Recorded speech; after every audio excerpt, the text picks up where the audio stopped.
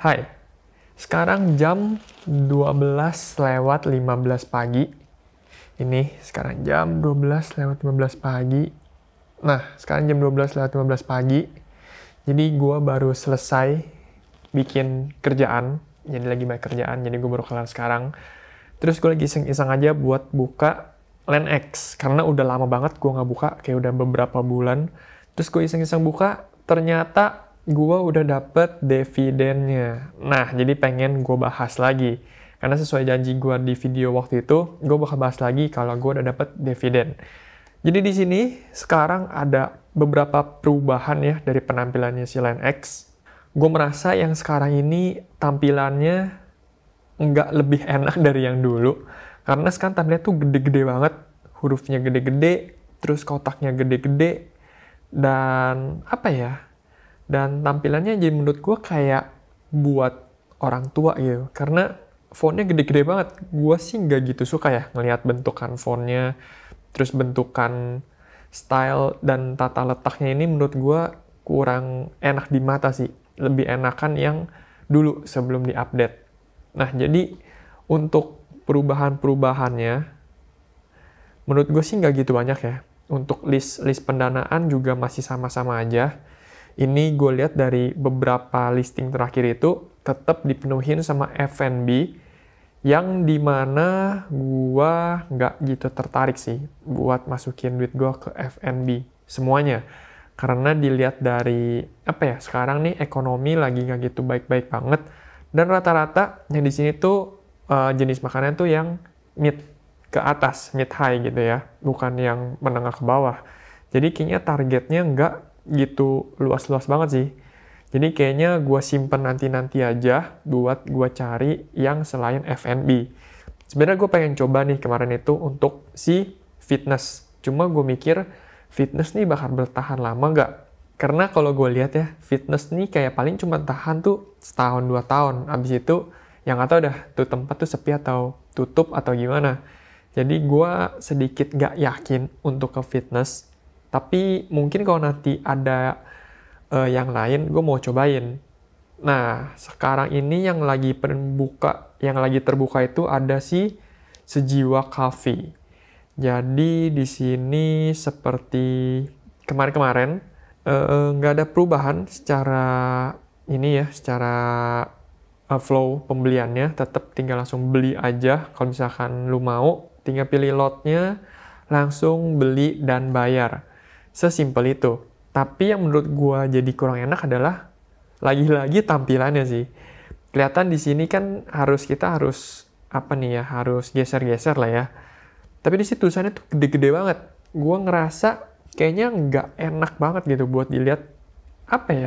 Fontnya tuh terlalu besar menurut gue. Terus untuk prospektus di sini nggak ada perubahannya, masih sama-sama bagus seperti dulu. Contoh di sini, ini prospektusnya tadi Sejiwa Coffee, dan menurut gue masih oke, kayak kemarin-kemarin dipikirin tuh bikin sebutannya ya.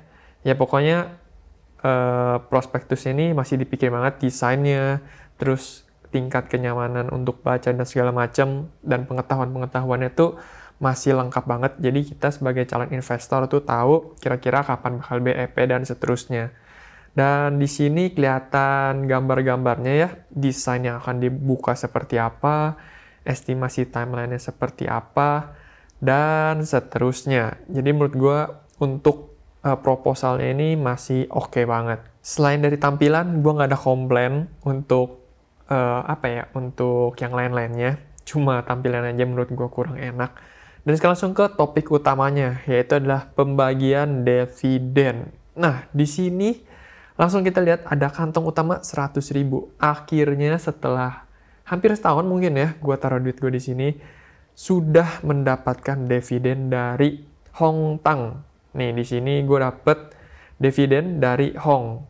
Jadi di sini gue udah dapetin satu dividen dari si Hong Tang ini tanggal 1 September 2022. Jadi ini dari periode Maret sampai Juli, gue dapetin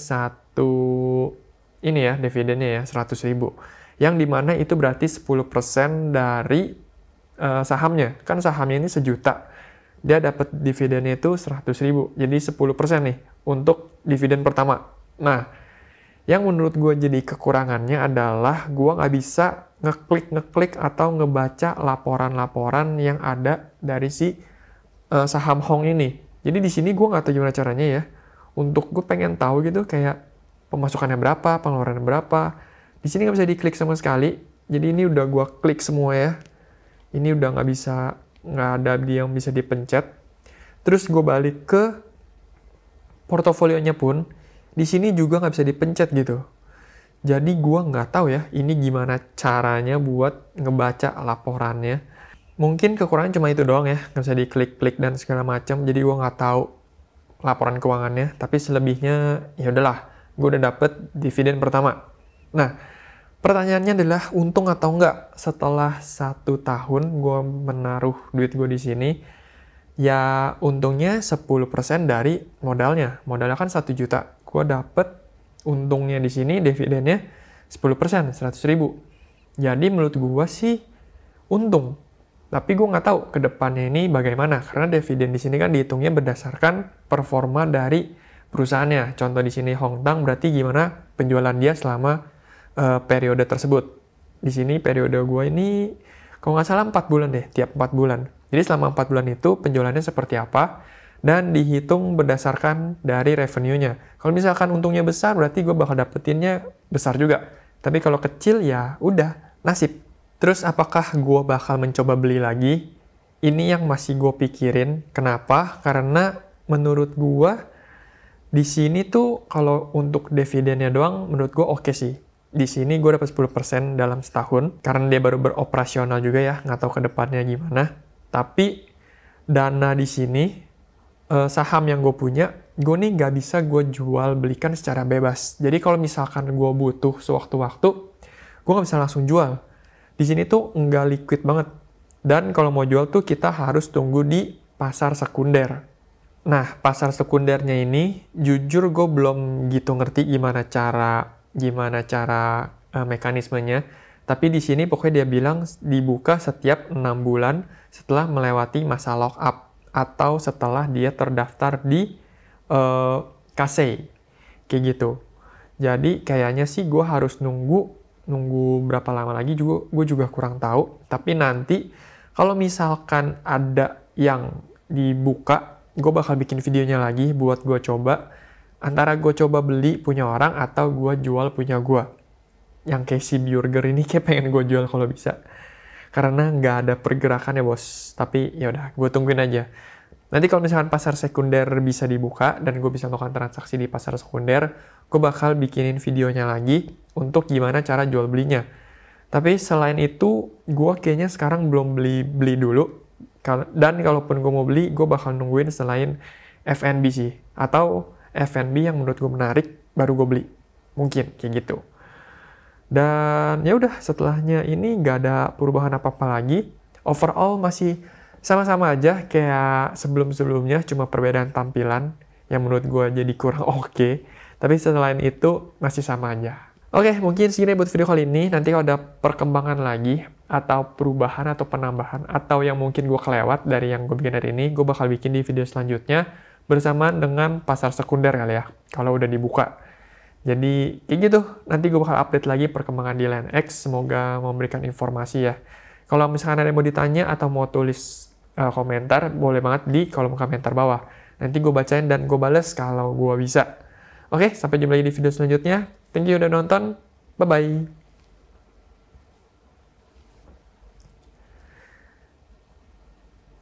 Kapan dapat dividennya si Burger?